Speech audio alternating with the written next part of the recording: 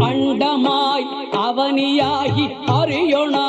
பொருளதாகி தொண்டர்கள் குருவுமாகி புகழறு தெய்வமாகி எண் திசை போற்ற நின்ற என்னருள்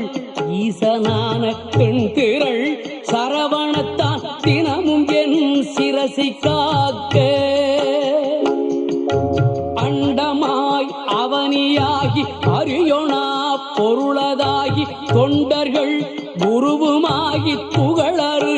தெய்வமாகி எண் திசை போற்ற நின்ற என்னருள் ஈசனான பெண் திரள் சரவணத்தான் தினமும் என் சிரசை காக்க